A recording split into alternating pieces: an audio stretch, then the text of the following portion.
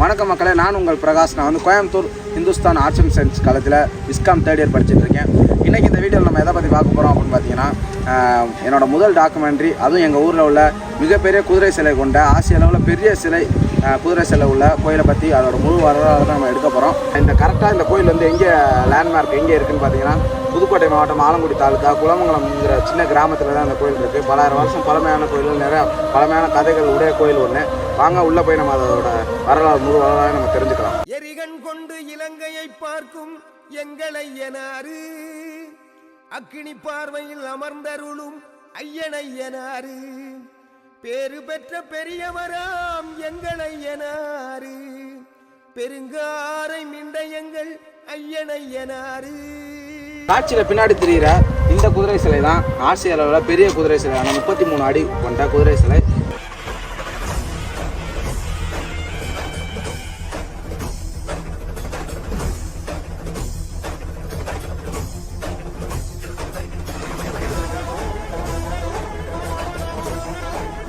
பொதுவாக கோவில்களில் வேண்டுதல் நிறைவேறிய பக்தர்கள் முடி காணிக்கை, மாவிளக்கு, அலகு குத்தல், துலாபாரம் போன்றவற்றை நேர்த்திக்கடனாக செலுத்துவது வழக்கம். ஆனால் புதுக்கோட்டை மாவட்டம் குளமங்கலத்தில் வில்லுனி ஆற்றின் கரையில் அமர்ந்திருக்கும் பெருங்காரையடி மீண்ட அய்யனார் கோவிலில் வேண்டுதல் நிறைவேறிய பக்தர்கள் அங்குள்ள 33 அடி உயர குதிரை சிலைக்கு பெரிய பெரிய வண்ண காகித மாலைகளை செலுத்தி நேர்த்தி கடனை நிறைவேற்றுவதை காலம் தொட்டு கடைபிடித்து வருவதாக கூறப்படுகிறது. இந்த குதிரைக்கு வந்து ஃபேமஸே வந்து இந்த மாலை தான். எல்லா மக்களுமே வந்து நேர்த்திக்கடன் பண்ணிக்கிறேன். எடுத்ததையும் நேர்த்திக்கடன். ஒரு சின்ன பிரச்சனை, ஒரு உதவி செய்யணும், ஒரு குழந்தைக்கு முடியலை, இல்லை ஒரு இடம் வாங்குகிறோம், வாகனம் வாங்குகிறோம் அப்படிங்கிறப்ப அப்பப்போ ஒரு நேர்த்திக்கடன் பண்ணிக்கிறாங்க. கேட்ட வரங்களை வாரி வழங்கும் பெருங்காரையடி மீண்ட அய்யனார் கீரமங்கலம், கொத்தமங்கலம், வன்னியன் விடுதி உள்ளிட்ட 30க்கும் மேற்பட்ட கிராம மக்களின் குலதெய்வமாகவும் புதுக்கோட்டை மாவட்ட கிழக்கு பகுதியின் காவல் தெய்வமாக அருள் பாலிக்கிறார். அய்யனார் மற்றும் பரிவார தெய்வங்கள் அருள் பாலிக்கும் இந்த கோவிலில் வரும் 6ஆம் தேதி மாசிமக நட்சத்திரத்தில் மாசி மகம் மற்றும் பங்குனி திருவிழா நடைபெற உள்ளது.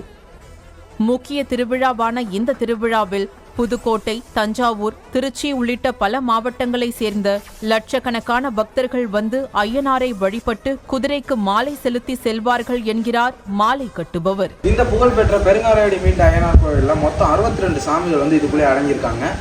இதுவே ஒரு தனி சிறப்பு பெற்றது தான் இந்த கோயிலுக்கு. குளம் விளங்க, மங்களம் பெருக, காரை அடி ஐயனாரை கரங்கூப்பி வணங்குகின்றேன். அதாவது இந்த குளம் ஆதி காலத்தில் ஆடு மாடு பிள்ளைகளால்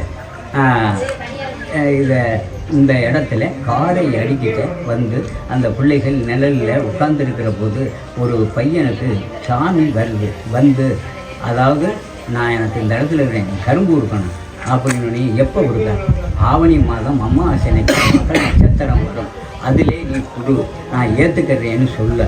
அதை நம்பி அந்த சின்ன பிள்ளைய விளையாட்டுத்தனமாக அந்த அமாவாசை அன்னைக்கு இன்னும் கிழமைன்னு சொல்கிற போது அந்த பிள்ளைகளுக்கு அமாவாசை மக நட்சத்திரங்கள்லாம் தெரியாது. இன்னும் கிழமைன்னு ஆவணி மாதத்தில் சொல்கிற போது அது இயற்கையாகவே அந்த மக நட்சத்திரம் அமாவாசை அதில் அமைந்திருக்கணுங்கிற விதி. அதே இதில் கிடாயை ஓட்டியாந்தாச்சு, ஒரு பாட்டுக்குட்டியை ஓட்டியாந்து அருவா எங்கே அப்படின்னோனையும் அந்த இடத்துல பணம் மட்டையால் இந்த அருவா வெட்டு அப்படின்னோனையும் உடனே சாமியை நினச்சி நீந்தேன் அப்படின்னு என்ன சாமின்னு அந்த பையங்களுக்கு தெரியாத சமயத்தில் ஓங்கி வெட்டுற போது அது 2ஆக விழுந்துருச்சு. விழுந்தோடனே நீ யார் அப்படின்னோடனே நான் அய்யனார் அப்படின்னு சொல்லப்படுகிறது. இந்த கோயிலில் அந்த காரச்செடி தான் அந்த சாமி, அந்த திருடர்களை காட்டு நதி அடிச்சு போட்டு அதை பற்றி உங்களுக்கு தெரிஞ்ச அதை கொஞ்சம் சொல்லுங்க, நல்லாயிருக்கும். அந்த காலமத்தால் உருவாயிருக்கு. அந்த ஐயனார் சாமியே வந்து காலமத்தால் உருவாயிருக்கு. அதுக்காக தான் பெருங்காரையடி உண்டையெல்லாம் பேர் வச்சுருக்காங்க. சாமிக்கு வந்து சக்திகள் உண்டு. இப்போ நரி, புலி, சிங்கம் அப்படின்னெல்லாம் அது உருவங்கள் எடுக்கும். அந்த மாதிரி கட்டத்தில் இந்த சாமி சக்தி கூட இருந்ததுனால இங்கே வந்த திருடர்களை நரி வேஷத்தில் வந்து இது கடித்து கொன்று போட்டதாக ஐதீகம்.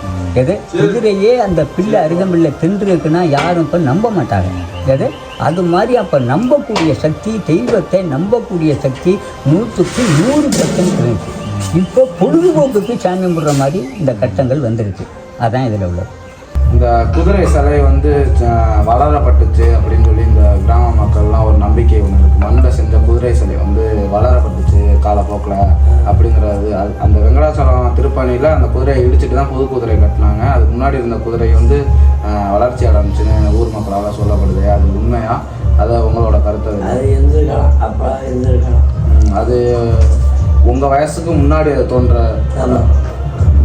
இந்த சின்ன குழந்தைகள் வந்து குதிரை சிலை செய்யப்பட்டு காலப்போக்கில் அந்த குதிரை சிலை வந்து நாளடைவில் வளர ஆரம்பிச்சிச்சு அப்படிங்கிற மாதிரி கதைகள்லாம் இருக்குல்ல. அதான் இப்போ நான் என்ன சொன்னேன்னா, ஃபஸ்ட்டில் இந்த மாதிரி ஆட்டுக்குட்டியை கொண்டாந்து விட்டு இந்த பிள்ளைகள் சொன்னது அப்படிங்கிற போது இந்த குதிரை இதுக்கு அந்த பிள்ளைய மனசில் குதிரை ஒன்று செய்யணும், யானை ஒன்று செய்யணும், இது ரெண்டையும் இப்படி வைக்கணும், இது ஐயனார் அப்படின்னு வச்சு விளையாண்டுக்கிட்டு இருந்ததுலேயும் அந்த ஆட்டுக்கடை அதுக்கப்புறம் அந்த மாதிரி வெட்டப்பட்டதுக்கு பிறகு தான் மக்கள் திறந்து அதுக்கப்புறம் அந்த பிள்ளை அந்த கொள்ளுமலையை அந்த சாணி வந்து ஒரு அதில் வந்து 15 வயசுக்குள்ள இந்த கோயிலில் எந்த பிள்ளை தவறு செஞ்சாலும் அதுக்கு தண்டனை கொடுக்காது.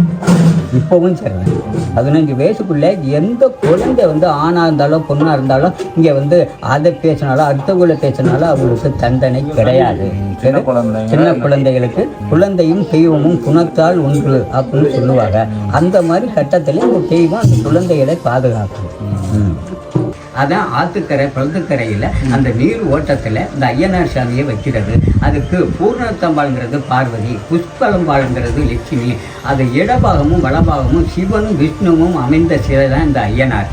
அது மாதிரி உருவாக்கப்பட்டதில் எனக்கு தெரிஞ்ச வகையில் இதில் வந்து நீங்கள் எல்லாம் ஒன்று 4 பேர் ஒத்துக்கிட்டீங்களே, எங்களுக்கு என்ன விமர்சனம்னு சரஸ்வதி கேட்குது.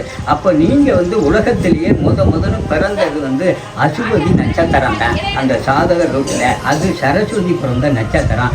அதுக்கு வாகனம் வந்து குதிரை. நீங்கள் எங்களுக்கு முன்னாடி உங்களை வந்து முதல்ல கும்பிட்டுட்டு அப்புறம் எங்களை கும்பிடட்டும், சரஸ்வதியை வணங்கி அப்புறம் எங்களை கும்பிடட்டுங்கிறதுக்கு தான் இந்த ஆண் குதிரையை இங்கே வச்சிருக்கிறாங்க. போற்றுகின்ற வரலாறு பெருங்காரங்கடி மிண்டையங்க ஐயனார். ஐயன் அமர்ந்திருக்கு இடத்துல ஆழமான அடித்தரையில் மன்னர்களால் வைக்கப்பட்ட கலசம் இருக்கு. ஐயன் அமர்ந்திருக்கு இடத்துல ஆழமான அடித்தரையில் மன்னர்களால் வைக்கப்பட்ட கலசம் இருக்கு. அதை திருட வந்த திருடர்கள் 3 பேரை காட்டினர், கடிச்சிழுத்து கொண்டு போட்ட கதை இருக்கு. அதை திருட வந்த திருடர்கள் 3 பேரை காட்டினர், கடிச்சிழுத்து கொண்டு போட்ட கதை இருக்கு.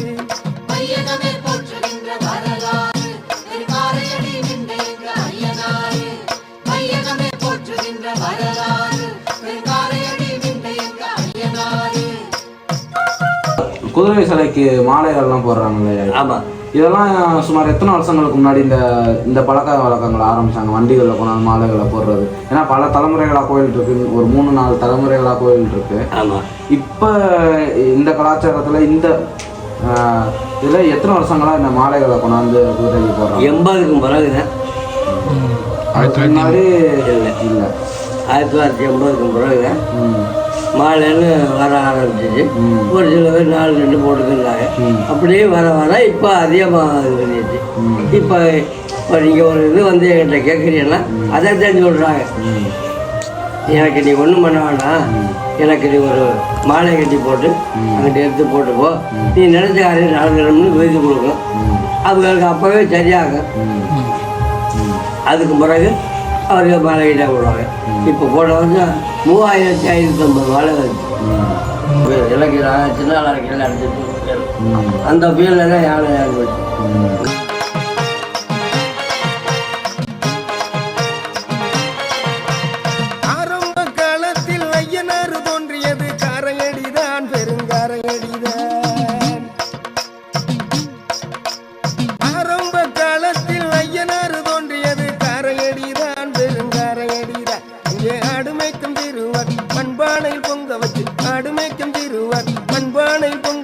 விளையாட்டுக்கு கருக்கு மட்டையலாட்டு கிடைய வெட்டும் போது, விளையாட்டுக்கு கருக்கு மட்டையலாட்டு கிடைய வெட்டும் போது, கிடா 2 துண்டா போச்சு, கிடா 2 துண்டா போச்சு.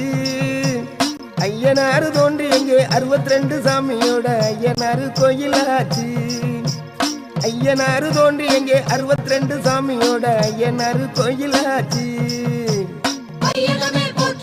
வரலாறு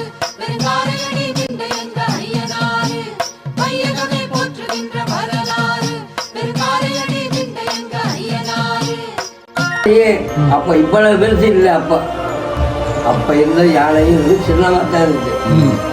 ரெண்டு அப்படியே நேராக இருந்துச்சு. அவங்க இங்கேயும் இவங்க அங்கே வந்து அந்த சென்ட்ரல் கரெக்டாக இருந்துச்சு. அது அந்த புயலில் தான் எடுத்தாச்சு. அதுக்கப்புறம் அந்த யானேஸ்வரர் திருப்பி ஆள் இல்லை, ஹெல்ப் பண்ணலை. அது சாமி குறைபாடுகளும் இல்லை சொல்லலை.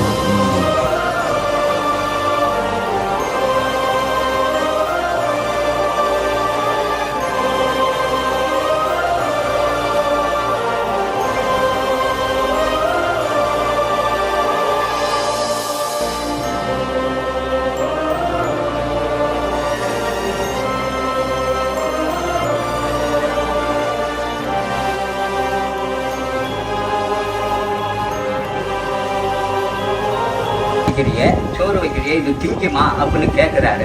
அந்த மாதிரி கேட்குற போது திங்கும்னு சொல்கிறாரு இவர் அறியாமல். அப்போ நாளைக்கு காலையில் நான் கொண்டு போகிறேன், பில்லு கொண்டு போகிறேன், அந்த பில்லை திங்குதான்னு சொல்லத்துக்கு பார்ப்போம், திங்க வை பார்ப்போம், திங்குமையா அப்படின்னு ஒரு சத்தம் போட்டு ஒரு அருள் மாதிரி சொல்கிற போது அதுக்கப்புறம் மறுநாள் அருகம்பிள்ளை பிடிங்காந்து கொடுக்குறாங்க. கொடுக்குற போது இந்த ஆணாக்களே டக்கு டக்குன்னு தின்றதுனால அந்த போய் ஆணை பார்த்து இருக்கப்பட்டு புயல் அடித்து ஆற்றுல தண்ணி வருது. இந்த யானையை இது கொண்டு போயிடுது. ஏன்னா இது வந்து சிம்ம ராசி மக நட்சத்திரத்துக்கு உள்ளது இந்த குதிரை, அஸ்வினி நட்சத்திரத்துக்கும் உள்ளது இந்த குதிரை. அதனால எதுக்கு எதுவும் இதை பற்றி நிற்க முடியாது அப்படிங்கிறதுக்கு அது இயற்கையாகவே அந்த யானை எந்த இடத்துல கொண்டே வடக்கு வச்சுருந்து முன்னேறி அதை கண்டுபிடிக்க முடியவில்லை. அதுக்கப்புறம் தான் அந்த ராஜா வந்து நான் செஞ்ச தவறு, உனக்கு நான் பெரிய குதிரையாக கட்டுறேன்னு 1932-30 நகரத்து ஜெமீன் ராஜாவால் கட்டப்பட்டது இந்த குதிரை.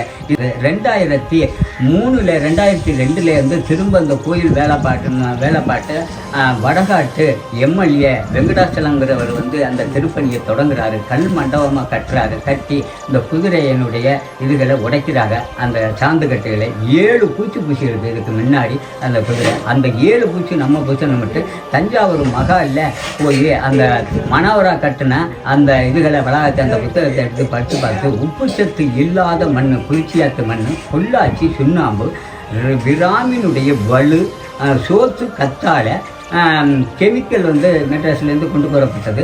இதெல்லாம் அந்த குளிர்ச்சியாத்து மணலில் சளிச்சு அதை மிஷினில் நெல்லரைக்கிற மிஷினில் அரைச்சி அதுக்கப்புறம் அதை கொண்டு வந்து இந்த பொள்ளாச்சி சுண்ணாம்பு இது வச்சு பாடப்படுத்தி கருப்பட்டி கடிக்க இது வந்து நச்சு ஊற போட்டு அந்த தண்ணியில் தான் இதை குழைச்சி அதுக்கப்புறம் அதை கிரைண்டரில் கோழி முட்டையினுடைய நாட்டுக்கோழி முட்டையினுடைய வெள்ளத்தாதை ஊற்றி அதுக்கப்புறம் இந்த சோத்துக்காத்தாலையும் போட்டு கெமிக்கல் போட்டு கிரைண்டரில் அரைச்சி அதை வலித்து அம்மியில் அரைச்சி அதுக்கப்புறம் 7 பூச்சி கட்டப்பட்டது. இதுக்கு முன்னாடி இந்த குதிரையை எங்கேருந்து கட்டினாங்க அப்படின்னா திருக்கடையூர்லேருந்து முன்னோர்கள் இந்த சௌதியர் வந்து கட்டியிருக்கிறாரு. அவங்க பரம்பரையை சேர்ந்தவர் அமிர்தலிங்கரங்கிறவர் ஒருத்தர், வெங்கடேசங்கிறவர் ஒருத்தர். இந்த இவுகள்லாம் அந்த சௌதியர்கள் வந்து அந்த குதிரையை கட்டப்பட்டது. அந்த வெங்கடேசன் மக நட்சத்திரத்தில் உள்ளவர். அதே அசுபதி நட்சத்திரத்தில் பிறந்தவர் எம்எல்ஏ வெங்கடாசலம். இவருக்கும் குதிரை. அவங்க இந்த திருப்பணியை ஏற்று நடத்துகிற போது இந்த கோயிலுக்கும் இந்த மாதிரி திருப்பதி பழனி இந்த மாதிரி ஐயப்பன் மாதிரி மாலை ஓட்டு வேணும்னு எம்எல்ஏ வெங்கடாசலம் சொல்கிறாரு. சரி அப்படின்ட்டு அவர் ஊருக்குள்ளே சொன்ன ஆளுகள் எல்லாரும் அது மாலை ஓடுறதுக்கு யாரும் முன்வரல. 3 வேஷ்டி துண்டு எடுத்துக்கு வந்திருந்தாரு. அப்போ நான் திருப்பதிலேருந்து ஒரு உத்திராச மாலை எடுத்துக்கு வந்திருந்தேன். ஏன்னா அந்த புறப்பாட்டுக்கு வந்திருக்கிறது விஷம் இறக்கிறதுக்கு உரு போடுறதுக்காண்டி நானும் கொண்டு வந்து வச்சுக்கிட்டேன். அப்போ ஃபஸ்ட்டு அவர் வேட்டி கட்டிக்கிட்டாரு. 2வது அந்த வெங்கடேசங்கிறவருக்கு அந்த வேட்டியை கொடுத்து கிடச்சிருக்காரு. ஒரு வேட்டி மிஞ்சிருக்குன்னு சொல்கிறது எங்கள் பழனிவேல் சாருங்கிறவர் இந்த முத்துச்சாமி போட்டுக்கிறோம்னு சொல்கிறாப்புல அப்படின்னோடனே அப்புறம் எனக்கிட்ட கொடுத்து போடும்போது குறிச்சி ராமலிங்க சுவாமிங்கிறவர், அதாவது பூரணத்தம்பாள் புஷ்கலம்பாள் ஐயனார் 3 பேரும் இந்த மாலையை ஏற்றுக்கிட்டாங்க அப்படின்னு சொல்லி பெருமைப்பட்டினாங்க. அந்த கோயில் வரலாறு எழுதுகிற போது எங்கள் 3 பேரும் அந்த மாலை கூட்டத்தில் வந்துக்கிட்டு இருக்கோம். இந்த கோயிலினுடைய பெருமை வந்து அதாவது உலகத்திலேயே அதிகமான சக்தி பெற்றது. இது மாசுபடிந்துள்ள மணி போலவும் மங்கியதோர் ஓவியம் போலவும் கிடந்துக்கிட்டு இருக்கு. இதில் ஊர் ஒற்றுமை இல்லாத காரணத்தினாலே இது பிரகத்தி இல்லாமல் இருக்குது. போன கும்பாத்துக்கு பிற்பாடு மக நட்சத்திரத்தில் முதல்ல அந்த 48 நாளில் அன்னதானம் பண்ண இந்த கோயிலில் மாசி மகம் அப்படிங்கிறது மாசி மாத நேரத்தில் வரும். அது முதல் நாள்லேருந்து குதிரைக்கு மாலை போடுவாங்க. ஓரளவு 2000-3000 மாலைகள் வரும். ஒரு மாலையினுடைய அடி உயரம் 90 அடிக்கு கட்டினா தான், 45 அடிக்கு கட்டினா தான் இதுக்கு கரெக்டாக வரும். அதில் ஒரு கிலோமீட்டரு 1.5 கிலோமீட்டர் அடி 3 கிலோமீட்டர் அடி வரிசையாக வண்டிகள் மாலையோடு நின்று வந்து மாலை போட்டு வணங்கி சாமி கும்பிட்டு போவாங்க. கொரோனா நேரத்திலையும் இந்த கோயிலுக்கு மட்டும் லாக்டவுன், அரசே போகட முடியாத கோவில் இந்த ஒரு கோயில் தான். அந்த 3 நாள் திருவிழால் பெரிய பிரகத்தியாகவும் பேரும் புகழுமாக இருக்கும். ஒரு சில சக்திகளை நம்மளால் சொல்ல முடியுது. அதனுடைய சக்தி எனக்கு கிடைக்கும். முன்னாடி தான் வந்து அந்த யானை சிலையும் கரெக்டாக இருந்திருக்கு. வாங்க அந்த இடத்துல தான், இந்த இடத்துல தான் வந்து கரெக்டாக பார்த்தீங்கன்னா யானை சிலை இருந்திருக்கு. இந்த குதிரை சிலையும் யானை சிலையும் வந்து முருகன் வந்து நேருக்கு நேராக பார்க்குற மாதிரி இருந்திருக்கு. இடையில வந்து ஒரு புயல் காரணமாக ஆற்று வெள்ளம் அடித்து இந்த யானை சிலை வந்து எங்கே போச்சுன்னே தெரியாமல் போயிடுச்சு. அதுக்கப்புறம் அது யானை சிலை திருப்பி இங்கே உருவமைக்கப்படலை. சாமி வந்து தீர்த்த குளத்துக்கு பொட்டாளத்துக்கு கொண்டு போவோம். சாமி தீர்த்தாட அப்படி போய்க்கிற போது அப்போ அந்த ரோடு இல்லை, வயல்களுக்கு நடந்து போய்க்கலாம். அப்போ சாமிக்கு வந்து இப்போ ரோட்லேருந்து கீழே இறங்கணும். அது எங்கிட்ட தென்னமரம் இருக்கு பாருங்க, அங்கே இறங்குற பொழுது அந்த இடத்துக்காரன் 8 இடத்துக்கு இறங்கணும். சாமியை பிடிச்சி கீழே ஏறிட்டான் சாமியாடிய.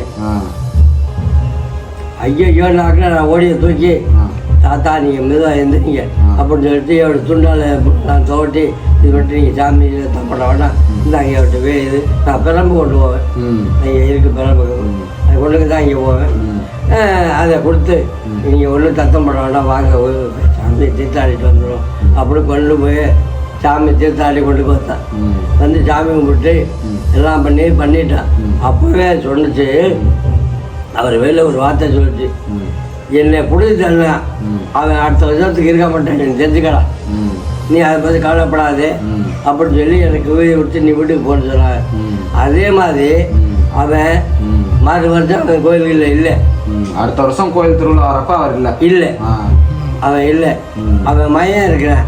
ஆனால் அப்போ அவன் மையனும் இங்கே இல்லை, கொத்தமத்தில் தான் இருக்கிறான். அவன் இங்கே கோயிலுக்கெல்லாம் வரமாட்டேன். இப்போ இந்த எங்கள் நடந்துச்சு, அவன் இங்கெல்லாம் வரமாட்டாங்க, அப்படி இருக்கிறாங்க. வழக்கம் வந்து சுமார் எத்தனை வருஷங்கள்? இது வந்து எப்படியும் ஒரு 70-80 வருஷமாக நடக்கும். அதாவது முதல்ல இங்கே மாலை ஃபஸ்ட்டு போட்டது இந்த திருநாளூரில் அவர் வெள்ளச்சாமியாங்க, வெள்ளச்சாமிங்கிற ஒரு இவர் தான் ஃபஸ்ட்டு மாலை கட்டியாந்து போட்டிருக்கோம். அந்த மாலை கட்டியாந்து அவர் போட்டதுக்கு பிற்பாடு பூ மாலை போடுவாங்க. இது இந்த பூ மாலை வந்து அதிகமாக போட முடியாது, பூ கிடைக்காது. அதுக்காக வேண்டி காகித மாலை போடப்பட்டது.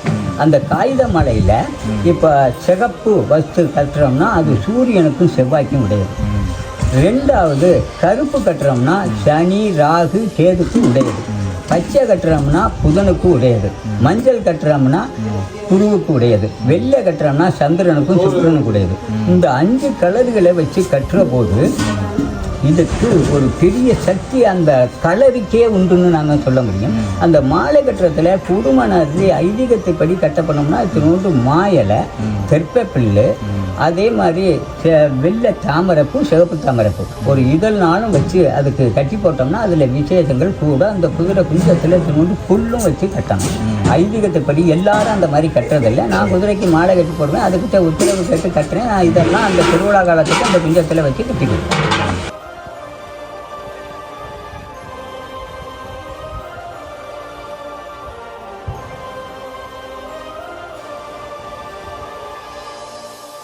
கோயில் வந்து எத்தனை கிராமங்களுக்கு உட்பட்டது? 6 கிராமம். அது மெயின் குளம்குளம். அடுத்து அடுத்து பழங்குளம், கீழவங்குளம், கொத்தமங்கலம், இப்படி சேர்ந்த ஊருக்கு ஆந்திரக்காடு, பெரியலூர், இதெல்லாம் ஊருக்கு கட்டுப்பட்டது. இந்த கோயிலுக்கு கட்டுப்பட்ட ஊர். இது வந்து எத்தனை வருஷத்துக்கு முன்னாடி ஊர் மக்கள் கையிலேருந்து கோயில் வந்து கவர்மெண்ட்டுக்கு கைக்கு போய் இந்த கோயில் திருவிழா முன்னாடி எத்தனை நாள் ஐயா நடந்துச்சு?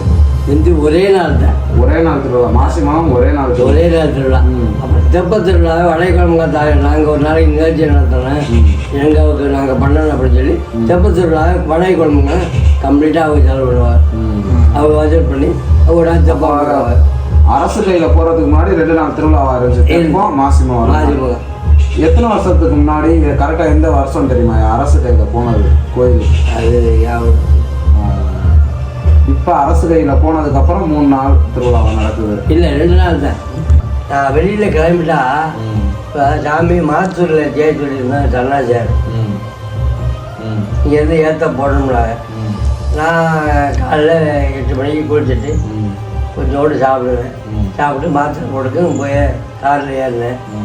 மாத்தூர் போய் அங்கேருந்து சாமியை தூக்கி கொண்டாந்து இங்கே பூரா சுற்றி சாமி ஆடி எல்லாம் பண்ணி ராத்திரி 8 மணிக்கு தான் கொண்டே கோயிலில் சாமி இறக்குறேன். அது வரைக்கும் எந்த தாகமும் எந்த தண்ணியோ எதுவுமே நான் கேட்கவில்லை. எனக்கு எதுவுமே தெரியாது. இப்போ நான் இன்னைக்கு தான் நான் கோயிலுக்கு போகல. பக்கத்தில் பங்காளி வீட்டில் ஒரு சாமி இருந்தது. அதுக்காக நம்ம இன்னைக்கு போகக்கூடாது நீங்கள் பண்ணுங்கப்பான்னு சொல்லிட்டு நான் போகலை. காலையில் இருந்துச்சு ஒரு 8 மணிக்குள்ள குளிப்பேன். சாப்பிட்டு மாத்திரை போட்டு போய் உட்காருவேன் கோயிலில். சாயந்தரம் 7 மணிக்கு வீட்டுக்கு வருவேன். அது வரைக்கும் எதுவுமே சாப்பிடுவோம். எனக்கு எந்த இதுவுமே தெரியாது. அந்த அளவுக்கு என்னை பண்ணி வச்சிருக்கிறாங்க. சாமி சொன்னத ஒரு வார்த்தையை நான் தப்பு பண்ணிட்டேன். அதுக்கு தான் எனக்கு அட்டாக். அது என்னன்னு கேட்பேன். எங்கள் குடியிருப்பு பயிர் ஒருத்தருக்கு அப்பனும் இல்லை ஆயாலும் இல்லை, 2 பேருமே இல்லை. சின்ன வயசு. அதை கல்யாணத்துக்கு பெஞ்செல்லாம் ரெடி பண்ணிட்டு இங்கே என்கிட்ட கும்பிட்டேன். நம்ம தோட்டத்தில் நின்று அங்கே இங்கே போய் தானே கட்டு மாவிளைக்க தோட்டத்தில் நின்று அங்கே காலை கட்டி பண்ணி கும்பிட்றது ஒரே அழுத. ஏன்டா அழுகிறா என்னடா அப்படின்னு. எனக்கு கல்யாணம் பண்ணி வைக்கணும், நீங்கள் வரணும் தாத்தா அப்படின்னு சொன்னேன். ஏன்டா அதுக்கு அழுகாத, நான் வரேன், நான் உன்னை கல்யாணம் பண்ணி வைக்கிறேன், நீ அழுகாது அப்படின்னு சொல்லி தூக்கிட்டு நீ போ, நான் கல்யாணத்துக்கு வரேன்டா அப்படின்னு சொல்லிட்டு நான் கல்யாணத்தை காலையில் வெளியில் கொடுத்துட்டு சாப்பிடாம போயிட்டேன். மாரிய கோயிலில் தாலி வச்சு கோயிலுக்கு பின்னாடி இந்த பக்கம் பாருங்க ஒரு வீடு இருக்கு. ஆமாம், கோயிலுக்கு பின்னாடி வீட்டால ரோட்டுக்கு தக்கிட்டு அந்த வீட்டுக்கார பையன் அந்த வீட்டில் கொண்டே பொண்ணு மாப்பிள்ளைய வச்சு வடகிட்டு ரோட்டுக்கு வடகிட்டு கொட்டையில் போட்டு சாப்பாடு நடந்துக்கிட்டு. அப்போ இது என்ன சொல்லுது, அவன் இந்த வீட்டிலே இருக்கக்கூடாது, இந்த வீடு அவன் இங்கே கட்டியிருக்கப்படாது, உன்னை கேட்டு கட்டுறா, நீ வந்தாலும் சரி கல்யாணம் பண்ணி வச்சாலும் சரி விபூதி பூஜை போடான்னு சொல்லுது. 100 ஆளுக்கு மேலே எங்கள் ஆளுங்க இருக்கிறாங்க. நான் விபூதி பூஜை போட என்ன சொல்லுவாங்க. சரி, அவனுக்கு அப்பாலும் இல்லை அம்மாலும் இல்லை. அவர் கல்யாணம் பண்ணி எல்லாம் பண்ணி வச்சாரு. கல்யாணத்தில் விபூதி கூட பூஜா போயிட்டாருன்னு குறை சொல்லுவாங்களே. அப்படின்னு கும்பிட்டு போட்டு என்ன பண்ணாலும் சரி அப்படின்னு சொல்லி கும்பிட்டு போட்டு 100 ரூபா காசு வச்சு கொடுத்து விபூதியை பூச்சி விட்டு மணி 12 ஆச்சு. எல்லாரும் சாப்பாடு பண்ணி அனுப்புங்கப்பா, நான் வீட்டுக்கு போயிட்டு வந்தேன். வீட்டில் உட்காந்து வீட்டுக்கார ஆள் சாப்பாடு சொல்லி சாப்பிட்டேன். சாப்பிட்டு இங்கே தான் உட்காந்துருக்கேன். கரண்ட் வந்துச்சு, மோட்டர் போடுங்க. சரி, மோட்டரை போட்டுட்டு இங்கே தான் தண்ணி கட்டினப்பா ஒரு சரணி கட்டிவிட்டு மருந்து கட்ட போடுறதுக்குள்ள ஒரே பேர் வேத்தா ஒன்றும் சொல்கிற மாதிரி இல்லை. அப்படியே வச்சு இப்படி வேக்கிறதுனாச்சும் இதை அரைச்சிச்சு உப்பு வறுத்து சுடுறியா எனக்கு ஒரே தான் நடுக்குது அப்படின்னு சொல்லி இந்த தூண்டை அப்படியே இல்லை உட்காரு வேத்தா. அந்த வகையில் ஒன்றுமே பண்ண முடியாது. அது இதுலேருந்து அர்த்தம் போட்டோடனே அழுக முடியாது. காரில் ஏற்றி அண்ணாங்கி கொண்டு வைக்கிறாங்க. அங்கேயே அவர் பார்த்து திருச்சிக்கு அப்பளம் கிளம்பிட்டார். அப்புறம் அப்பளம் பேச ஆப்ரேஷன். அவங்க என்ன சொல்கிறாலும் அந்த வகையில் நான் போயிட்டே இருக்கேன். சரி ஐயா, ரொம்ப நன்றி. நீங்கள் உங்களோட வயசுக்கு நீங்கள் எங்களுக்காக உட்காந்து உங்களுக்கு தெரிஞ்ச இந்த கோயிலோட கதைகள் உங்களுக்கு சொன்னது. நீங்கள் சொன்னது இன்னும் நம்ம ஊரில் இருக்கவங்களுக்கு நிறையா பேருக்கு நீங்கள் சொன்னது தெரிஞ்சிருக்கும், தெரியாமல் இருக்கும். நீங்கள் சொன்னது இப்போ நிறையா வெளியில் உள்ளவங்களுக்கு நம்ம ஊரை பற்றி நல்லா நிறையா பேருக்கு தெரிய வரும். ரொம்ப நன்றி. எனக்காக உட்காந்து உடம்பு முடியாத காலத்தில் சொன்னதுக்கா நன்றி ஐயா. நன்றி ஐயா. உங்களோட